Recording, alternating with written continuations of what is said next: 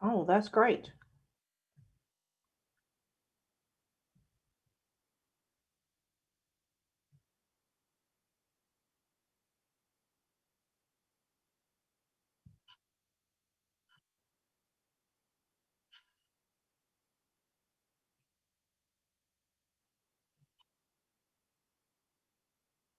Okay. Yeah, great. Okay.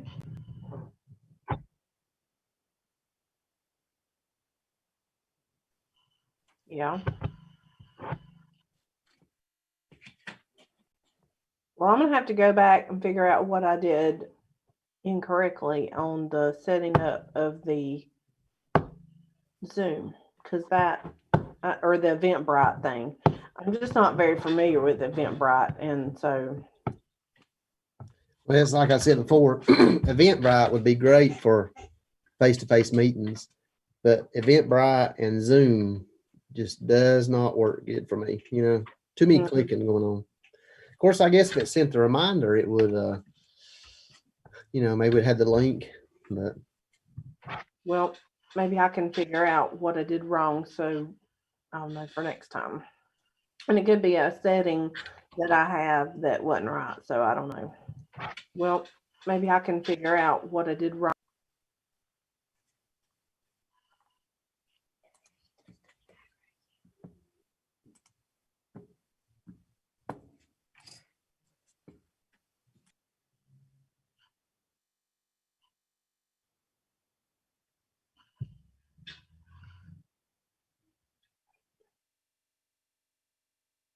Okay, so I'll just need to hit. I need to share my screen.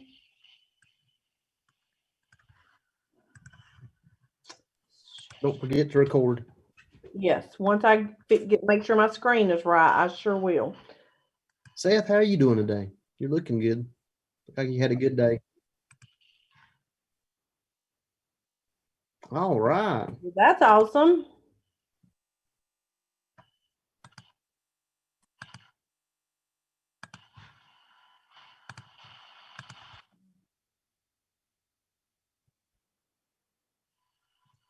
Yeah, I've logged on with mine to make sure that I'm trying to. Okay, share screen. I think we're right. Okay.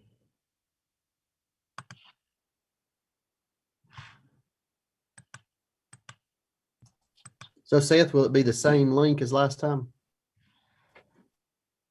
Okay.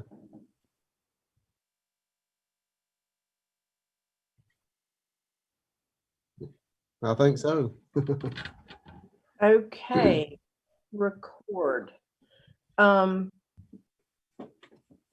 how record on this computer? I mean, it's giving me different things than I had earlier, Seth. Record to the cloud. Okay. All right. I think we're ready. So I'm gonna go ahead and get started. We are now recording.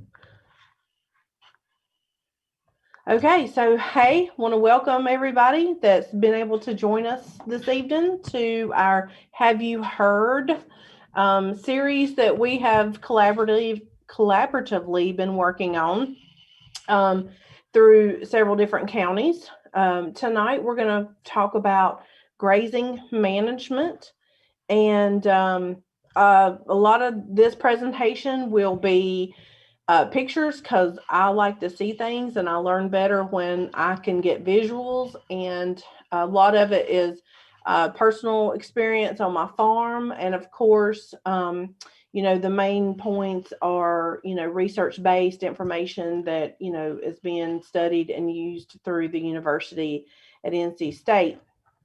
So we're going to get started here tonight talking about grazing management. Let's resume slideshow.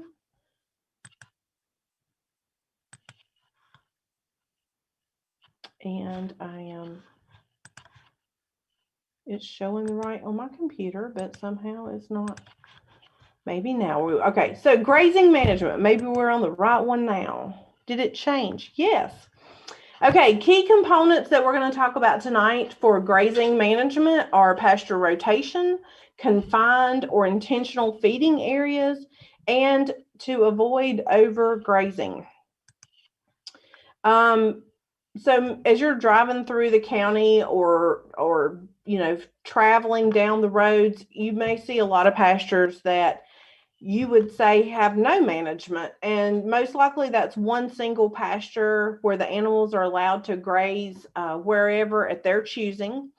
They are continuous grazing. Continuous grazing will offer low yields and a lower quality forage. So the cows just can meander wherever in that pasture and choose whatever grass they want. And trust me, they will find a grass that they choose to like better, and they will keep going back to that spot. So we're going to talk about how we can add in some rotation and some rotational grazing, and that's by doing some cross fencing. By adding two simple fences here, we can make that one pasture now become four. So when we add in our cross fencing, we now have four different paddocks or pasture sales, however you want to call it, to be able to rotate between. It creates a smaller, more defined area for the livestock. So they can't go all over the place and choose what they want to eat. They have to stay in that one confined area until you move them to the next paddock. This will result in more forage, less overgrazing, and reduce soil compaction. And I have pictures that will show you later on how soil compaction really is an issue, and that we want to do whatever we can to try to mitigate that. Here is a good illustration that shows how heavy grazing, moderate grazing, or light or no grazing affects our root structure. Here you can see it's basically what you see on top is what you see with what's underneath the soil is the rule of thumb. Under heavy grazing, where there's not a lot of forage available, the roots are very small. Over here in this picture, you can also see here where they cut to 2 inches every week. Not a lot of forage up top and not a lot of roots down below. And then where you move to cutting every 2 weeks. So this might be an example of if you just put one pasture division in there and you rotated back and forth. Then you would have, which is better than just continuous grazing, but there's still room for improvement. So here you see if you cut to 2 inches every 4 weeks, that you have a lot more root structure underneath and a lot more forage available. And so that here is what you see through the heavy grazing, moderate grazing, and light or no grazing. So that's just a good illustration to show you how it goes if it's continuous or rotationally grazed. Pasture rotation, some grazing tips to think about. It's hard to wait in the spring when the grass starts growing. After it's been dormant and it's starting to grow and you're ready to get out there and start grazing. But you really need to wait that longer time to make sure your grass has reached that appropriate height before you start grazing.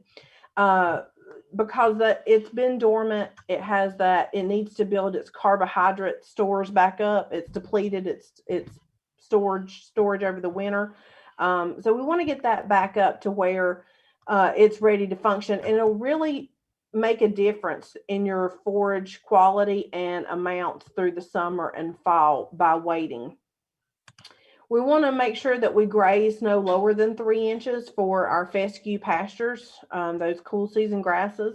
We don't want to take them down below 3 inches. They need that that leaf area to regrow. It's photosynthesis, so you need to have that leaf area for the plant to photosynthesize and to continue to grow and for that regrowth. The timing of rotations should be adjusted according to the growth stage of the forage. So if we are in the spring and the grass is growing really quickly, we can make some quicker rotations. We don't have to stay in there and graze as long. We can just move right along to the next pasture. And even if we come back on that pasture in 10 to 15 days, it'll be okay because we're getting some quick regrowth there. Now, in the summertime, when our growth has slowed down, we need to have some longer rest periods in there. So you'll need to be, up closer to maybe the 30-day rest period before you come back in to regraze. That's just because, as you know, fescue doesn't grow as much in the summertime as it does in the spring and fall. So we want to, adjust our grazing periods to what our grass is, and that just means being out in the fields, walking them, seeing how they're producing, and going from there. Um, if you have mixed forage species, like in some of our pastures, we've had that have took that have kind of thinned out over the years. We have a lot more warm season grasses in there. Well, that's okay. That's fine with me. The cows love crabgrass, and actually in the summer we'll choose to eat that crabgrass over the fescue. So you just have to look at your forage species makeup in your pastures when you're determining how long they need to stay in there. Um, if to get started in pasture rotation, it doesn't take a lot. A few simple tools to have on hand that can start you with that cross fencing, some poly wire, geared reel, temporary posts, and a handle can get you going. So you want to make sure that you are have those on hand, and then you can do the setup from there. And it doesn't take long to catch on and learn those things at all. So it's very, very simple actually. Um,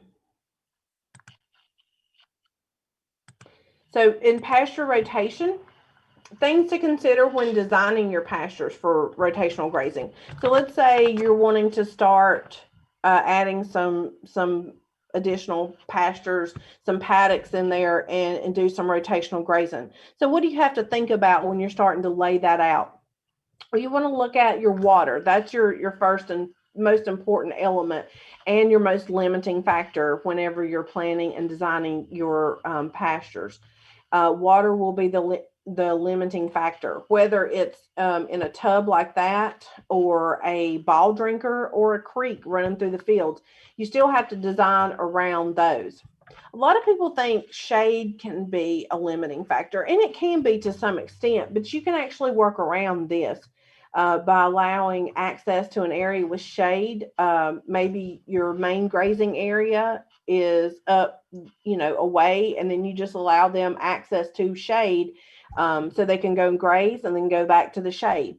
Um, or night grazing is another possibility. If you have some fields that don't have shade, then you can turn them in to graze at night and then turn them back into another pasture during the day that has shade. Or winter grazing. Maybe you save those pastures for stockpiled fescue and look at winter grazing those areas. So there's different options when it comes to that.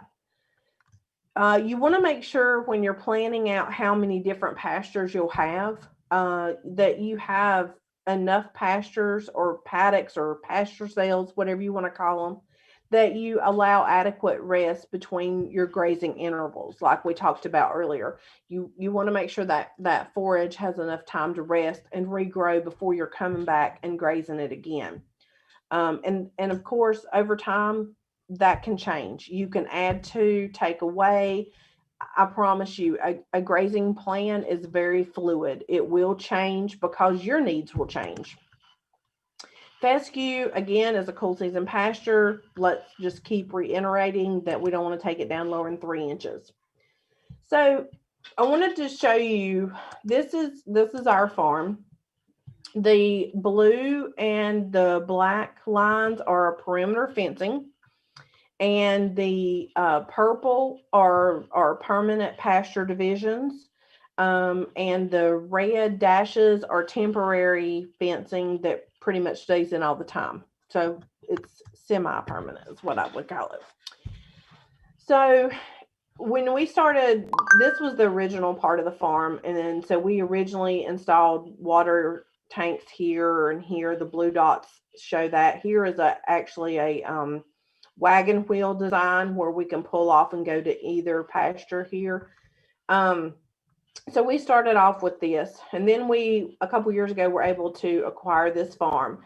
So if you look at that, it's a long distance to go from here to here. So when you're designing and planning your pasture rotations, you have to keep that in mind, because we could never move cows all the way from here to way over here in one move. So you have to plan those out. So what we do is a every other pasture move. So if we're here, we would skip through this pasture and move to this pasture. So that when we come back through, we're still doing that every other pasture move. And the cows really get used to that over time. And we don't have any problems with it. They train really quickly. So we we were forced to have to put water tanks in here, because unfortunately on this farm there is no creeks or streams. So we were having to put in water tanks. So we did trench in water line and put those in here and here, at the blue spots you can see. So we were able to add additional paddocks and have our water system. And we can pull off here. We can pull off temporary fences here and save this, stockpile this in the wintertime and graze this, in the fall if we need to. So there's a lot of different things you can do with the design, and it changes from year to year. And this shows you that no, we're never done, because yes, we still have plans for the future. We're this plan is not complete. So over here, you'll see that this is another water tank that we want to put in the future, and some additional cross fencing to better utilize this area over here, because we just haven't got to it yet, because it takes time, it takes money, it's all that we deal with, all the things that you deal with, as well as a fellow cattle producer. So money is always a limiting factor, so we have to make sure we work that in. So that's some future plans that we have. So we have about 14 sales, um, that are pastures that we can graze, and if you do 4 days, that's 56 days of rest between grazing, and on average we've tried to keep each sale to be about 7, or pasture to be about 7 acres. And of course over here these are our annuals, and those can be grazed intensively, and we don't really even count those in our pasture paddocks or our rotational grazing, because that's just something that we usually use primarily for our weanlings. So moving on, another recommendation or thing to think about, a management topic to think about, is confined or intentional feeding areas. Let me take my laser off now. Confined or intentional feeding areas. So at this farm where you see the pictures of, this is a farm that we rent. So we unroll hay here in the winter time. We do like to unroll hay. We just feel like that, yes, there's some waste, but that's all organic. That's all, the waste is going back to the soil. It's adding organic matter back to our soil structure. So we feel like that we're not really losing out there. It gives the every cow a chance to get around the hay and eat at the same time. And it offers the calves a warm place to lay in the wintertime. So we feel like that's a good option for us. Do we never use a hay ring? No, we still have some hay rings, and there's a time and a place for it. Again, your management plan is fluid. So we still rotate cattle through stockpiled fescue, but the creek is in the very center of this farm. That's the only water source. They can access it at one spot. And so the fields across the creek is the stockpiled fescue, and we will graze those whenever, if it's raining or too wet to unroll hay, or we just have enough grass that's what we need to do. We need to finish grazing it out. That's what we'll do. At our farm, we are not full-time grazing. We do have to use hay. That's just, where we're at. But we do try to keep At this farm, the damage you might have from unrolling hay, or having a confined or intentional feeding area to one area, so that we're not doing that on to two different fields. Um, so we do want to make sure that we have that in one area. And there will be just some damage you'll see in some pictures later on. Back on this farm, this is at the back of our house farm. We want to strategize our feeding. So again, I talked about how we feed hay on in dry times, and we'll be grazing cows when it rains. We still rotate through at this farm. We're able to graze and feed hay in the same areas, and we just keep moving cows from paddock to paddock to paddock, like you've seen on our map. So again, two, you know, we manage both areas, both locations, but there's a different management plan for each location because they're different. Pasture rest makes all the difference. So how can we rest? How can rest help heal pastures and encourage grass growth after winter damage? Um, and then how allows plants it rest allows plants to get a jump start ahead of competing weeds. So rest is very important when we're talking about damage that has occurred to fields or pastures, um, allow them to heal and recover. This was that farm where we unroll a lot of hay and we feed in one confined section. This was the winter 2018 and 2019. If you remember, that was a very wet winter. Okay. So we are unrolling our hay. You can see that there's been some damage here. You can see a lot of the red, our clay soil coming through here. This is February in 2019. We're still unrolling hay. Let's see. Here's an up close picture. Definitely can see a lot of damage. Looking at this, a lot of people would be, very concerned about how this field would recover. This next picture shows April 7th, the very same field. And you can see how it's already healing itself. The grass is coming back. It's growing. You can still see some residue there where we unrolled hay. Again, that's just adding fertilizer back. Every time we unrolled hay, the cows eat. They're spreading their manure around, adding fertilizer back to our soils and pastures there. Once the grass started growing, the other pastures reached the right height for grazing. We moved the cows off, moved them, started rotationally grazing the other pastures, and did not put any animals back on this field. And we just allowed it to heal. This was a couple months, like a month and a half later. We were moving some heifers in over here, same exact field you've been seeing in those pictures. You can see that grass has come out. It's putting a seed head on. You can't even tell where we had fed hay, except if you look, you could see some green strips in there from where it had a little more fertilizer from the cow manure and the hay being in there. In the next picture, this is June 1st after the first cutting of hay. Take the laser pointer off. You can see that the ground looks fine. And honestly, after talking about it, if we had it to do over again, we would not cut hay on this field. We would have just let it rest and then grazed it. We feel like we didn't help ourselves by cutting hay on it, but we would change that next time. I don't think we set ourselves back very far, but we could have improved the soil health more so if we would have waited and grazed it instead of cutting hay, instead of removing all those nutrients from the soil, from the ground.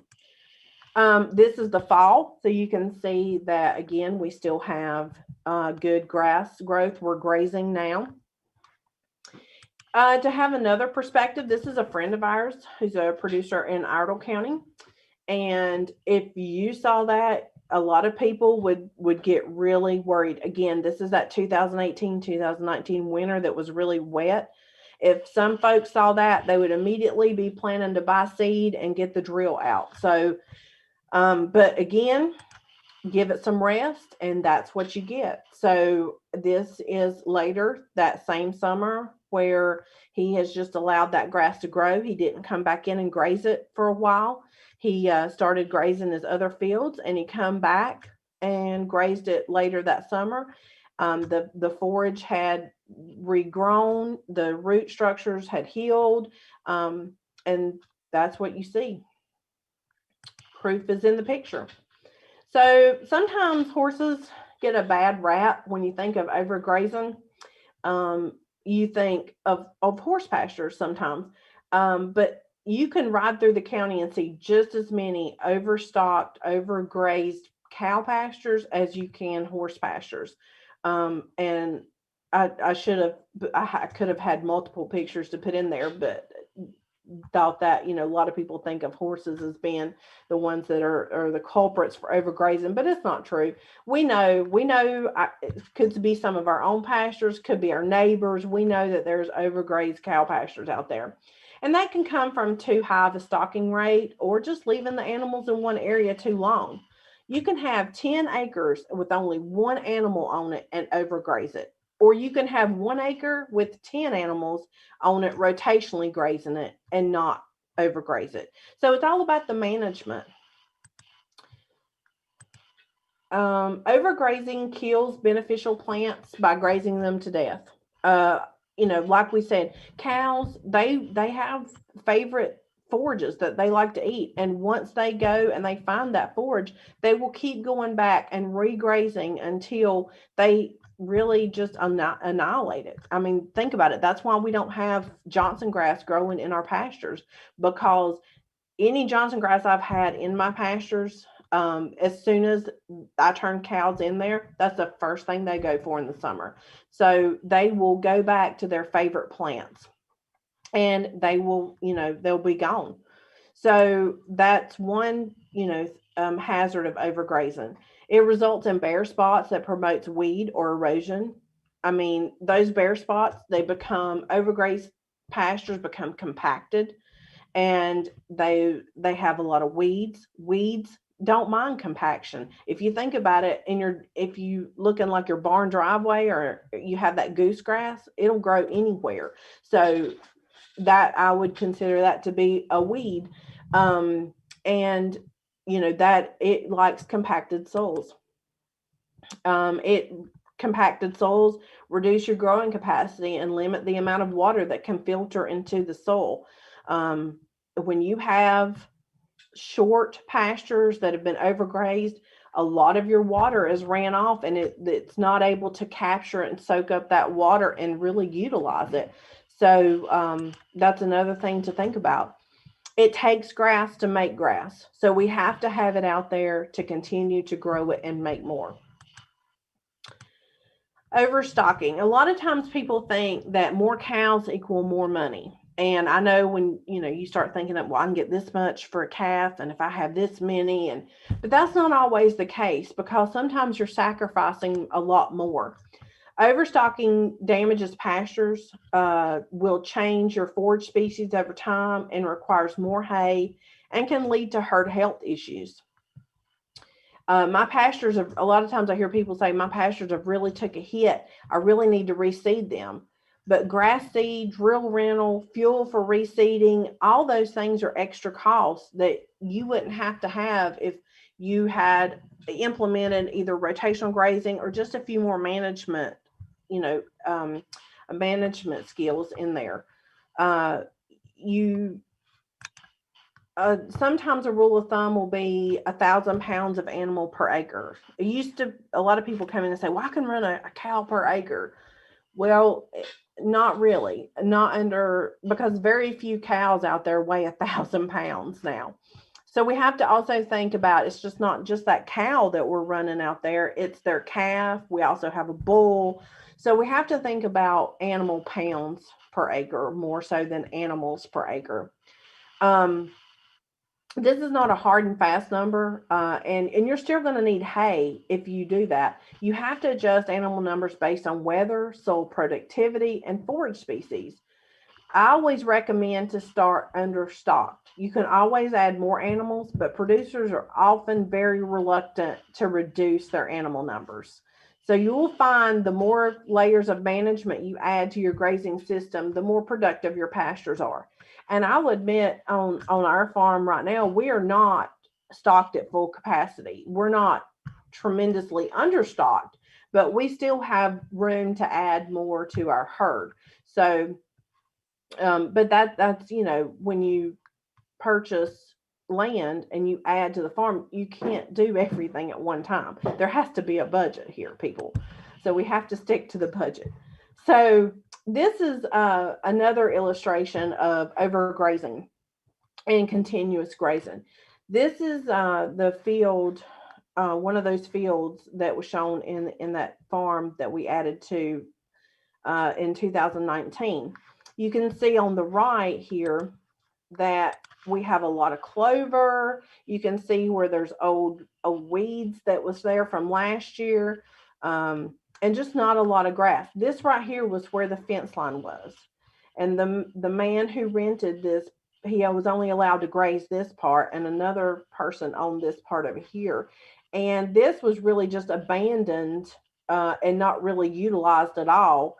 And so it's not really a good thing either. So, but here we can see that this was the fence line. You can see a distinct divider between this side and this side. Here's a close up of that picture on the right. This is not beneficial clover. Okay, this is your common clover. It's not something I want in my pastures. It's just preventing my grass from growing and thriving. So when anybody talks about having clover in their pastures, this is not what they're talking about. We don't want that. Here is another picture. It might be a little, it's not the clearest picture, but you can still see that's that same field that's been continuously overgrazed right here. Lots of the clover. This is February 2019. Okay. This is that same field in January 2019. It's raining. You can see that the ground is soaking up that water, no problem, because we have a lot of forage. Yes, there's still weeds. I can't fix everything overnight. And the budget is not allowing it. So, but you can see how that field has really healed itself, and there is a lot more grass there than there was before. So I'll take that as a win. So here in this field, for example, we're grazing them in January because we stockpiled that fescue. Okay. So then we're grazing them now because it's raining. And then when it's dry and we can unroll hay, then that's what we'll do. Added benefits of rotational grazing: it promotes plant health. It allows you to have multiple forage species. It distributes your fertilizer, your manure. Trampled forage is organic matter added to the soil. Any increased organic matter is less fertilizer needed down the road. It improves your herd health. You have less parasite pressure. Actually, last year we wanted to test this theory, so we decided we would pull fecal samples and do fecal egg counts to see if we needed to deworm our cow herd. This is just our cow herd now. So I followed me and my husband, we followed the cows around with our little baggies, and we collected samples and took to the vet, and we didn't have any parasite eggs in there, so there was no need to deworm. So that's a cost savings win for me. I like it. It's a win for the budget. So that's a benefit. So here is a picture that you can see. This is part of our original farm. This is the annuals that we have that we plant every year. That's a ryegrass in the wintertime and a crabgrass in the summertime. Here is the fescue field. And over here is part of that new farm that we acquired that was not grazed it was abandoned. Basically, you can see old weeds, just, dead old grass. It's just been abandoned and not utilized properly. Only thing it had done to it was bush hogged occasionally. Now, moving forward, here is that same picture in February 2019. Okay. Here is that same look in March of 2020. So the only difference was that we started managing Area 3. You can hardly tell a difference between Area 3 and 2 now. Of course, the ryegrass, is always going to be there and look different. Here, over in this one, the calves were in there because they slip under the slinky gate and creep graze, which is fine because they're not heavy enough or big enough to bother anything, so that's fine. But the real telling factor is look at number 3. Look at the vast difference that a year of rotational grazing and proper management can do to a pasture. I mean, they say, it's right there. You can see it. Okay, so here is another picture of where we trenched in the water lines. This is that same field 3 from that last picture. It's just looking back towards our farm. So the ryegrass is over here. So you can see a lot of weeds, a lot of old weeds, not a lot of grass. But that was in 2019. This is also in 2019. This was taken on May 1st, 2019. We did put out a little bit of liquid nitrogen with some Grazing next because we did have some weed problems that we knew we needed to address. This was probably a second quick graze through in this field, but look at the difference with a little bit of management that you can get in that amount of time. Again, we didn't want to put a lot of pressure on this field, so this would have been some quick rotations moving through. This is that same field, just looking instead of towards the left, this would have been that picture of here. We're now looking towards the right. This is September 28th of this year, so you can see that we're still carrying right along with our grazing, and we're producing a lot of good forage here. This is, I can't even tell you how many, I should have counted up how many times this would have been grazed this year. But I didn't. But anyway, this is September 28th. We are rotating now between about 5 paddocks on this end of the farm because we're calving, and we like to keep that more towards the house where we can check our calves, and we're letting that other field stockpile and grow for the winter grazing. So anyway, this is September 28th. We turned them in that day.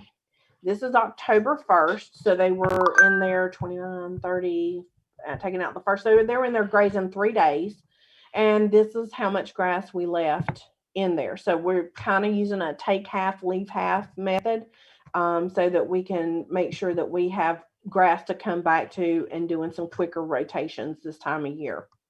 So you can see there's still a good amount of grass left. This was coming back in. So it got 12 days of rest. So come back in to graze on October 12th. Some unexpected benefits of rotational grazing are calm cattle. Anytime you're out walking through your cattle, instead of just driving through them, they become more used to you. So whenever you're moving those fences or, changing things around, then the cattle are used to seeing you and they're going to be a lot calmer. Herd health issues can be seen and diagnosed quicker because you're seeing them on a more regular basis.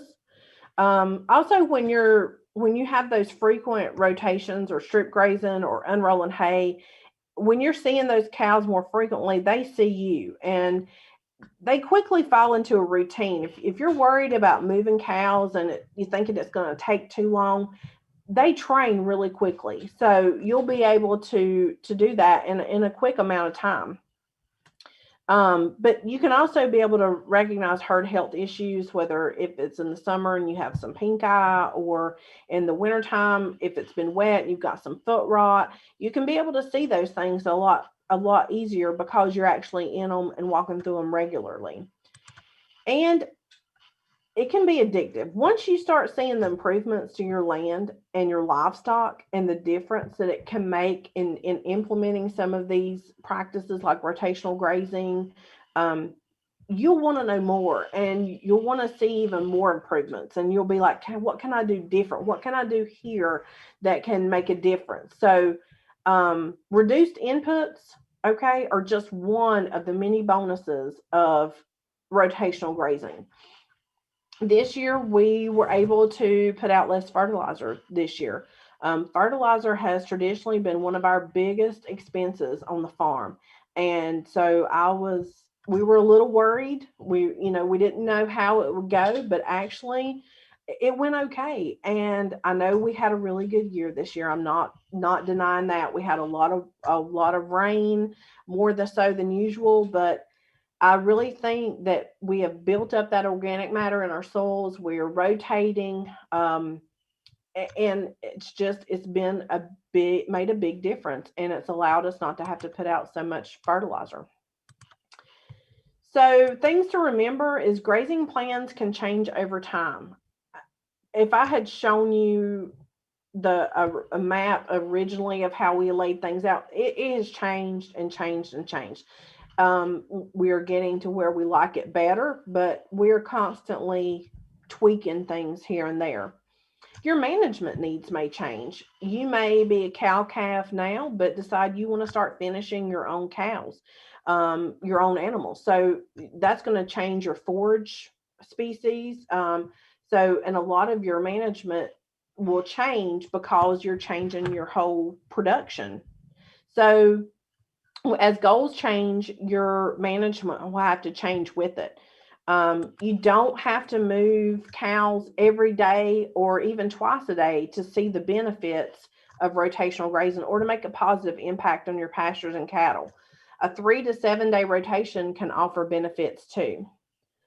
So some places to look to get some help, or of course, extension can help you in making recommendations and looking and helping to lay out your paddocks and your pasture areas. But if you're looking for some cost share money, soil and water conservation and NRCS have programs that are dedicated to rotational grazing and pasture management and can offer some cost share money to help implement some of these measures. So you'll want to look there to see what they can offer you. This is just showing you how that unrolling hay really does distribute that manure and really reduces the amount of fertilizer that you'll need and reduces your input cost. And that's a major thing now in the cattle business is we have to find a way to be profitable, and to do that you're going to have to reduce your inputs, because we can find better avenues to market our cattle, but there's only so much we're still going to get for that animal. So we have to make sure that we're doing our best on the management side to reduce those inputs. And ensuring the cows distribute the nutrients for us for future forage growth is the easiest way to do that, in my opinion. When we talk about annuals and hay fields, they're going to require fertilizer, especially hay fields, because we're constantly removing that forage from those fields. Okay, so we're taking. It's like a bank account. You keep withdrawing. If you don't put something back in, one day you're going to come up to a zero balance. So we have to put that fertilizer back on those fields because we are constantly taking away. So I don't want you to think you can totally get away from, fertilizer completely. So with that, I think I've talked long enough. I'm going to stop talking and see if we have any questions. But I hope seeing some of the pictures has helped for you to be able to, actually see it and maybe spur some ideas for you on your farm. Okay. Anybody have anything they want, any comments?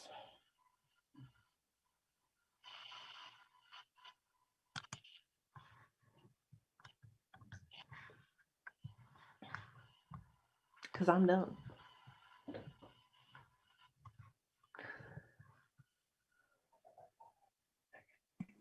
How many cows do you have on your farm? So we have several different locations. And so on the one farm, the one main farm, we have 40. I have to consult my manager over here to my left. So we have 40 running on that one farm. And then we have 40 on 90 acres, which I said we were understocked there. So we have some room to grow on there. And then on the rented farm, we have 22. And then we have our heifers, our replacement heifers, and on another farm that's 35 acres.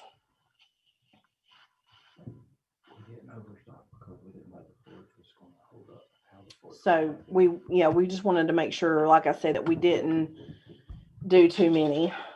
Start out with too many cows and then have to get rid of them. So we recognize that we are understocked, especially at one location. I feel like our heifers and our one cow herd on the rented land is where it needs to be, but at the other farm we have some room to add.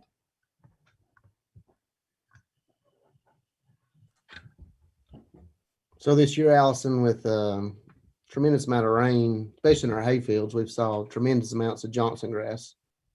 So had lots of questions about Johnson grass, and not a good way really to combat that. So how do y'all combat that? Well, Bud makes me do hay 3 times a year. I don't want to do hay 3 times a year, but so Johnson grass, if I could put a fence around it, I could take care of it. But my hay land, I can't. I just can't. I can't do that. So really, wicking is the only way that you can really deal with that Johnson grass, effectively and legally. And we have a participant here that wants to ask a question. Well, John, you said that y'all had some people trying bush hogging whenever it was like late high. How did them turn out?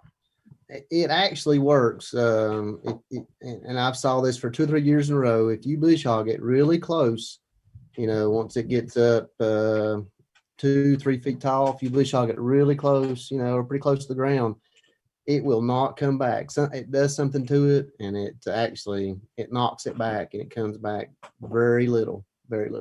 I don't know how to explain it. So after the first cutting of the hay, then when the Johnson grass, that's when it spurs on and comes out. Then they're going back in and just bush hogging it. Yep, they're letting they'll let it get up. I don't know, a couple feet tall. Even before it even seeds out or anything, way before that. And it worked. It worked. And actually, they mowed hay this week, and there's no Johnson grass in it. None. Okay. But there was some earlier in the year. Yeah. But there was some earlier this year. Yeah, there was some earlier. Yes. Mm-hmm. That's awesome. And they had very, very little. I don't know. I don't know how to explain that, but it works for this one gentleman. It really does. So Phil says Outrider has worked for several producers. It's expensive, but it has worked. An Outrider takes multiple sprayings as well. You can't do it with one spray, and it usually takes a couple, 2 or 3, couple years in a row. And still it'll come back. I've saw producers that used it here in Wilkes, and I still see it's coming back on them. Well, I guess that bush hogging and mowing it is stimulating, grazing. And we know in pastures, by constant grazing, it won't survive. That's right.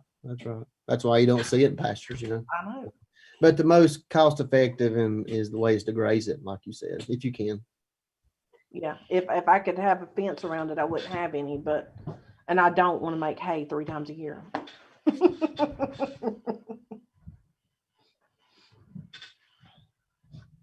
So, any other topics to discuss or questions?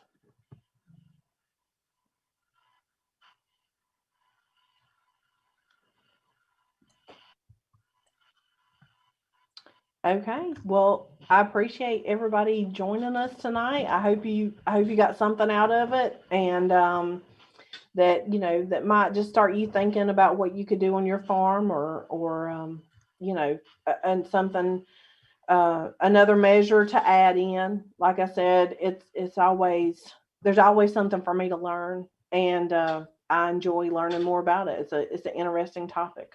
So I know Seth does some rotational grazing, intensive grazing on his farm, and so it's and John and the other agents that are on here. So I know it's something that is well used.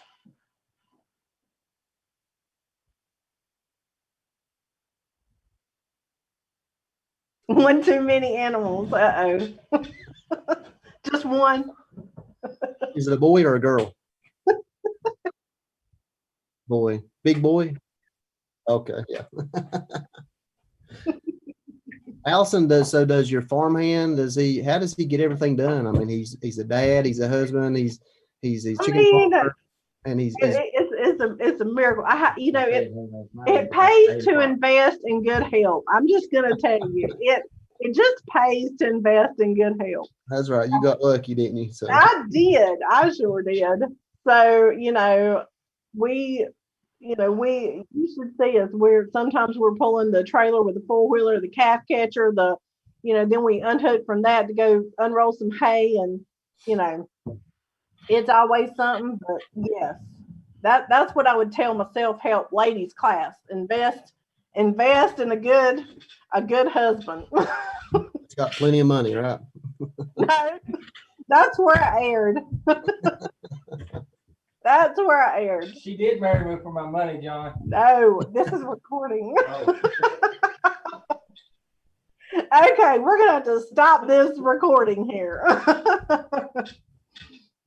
Okay, guys. Well, I don't have anything else, and I do really appreciate y'all for joining.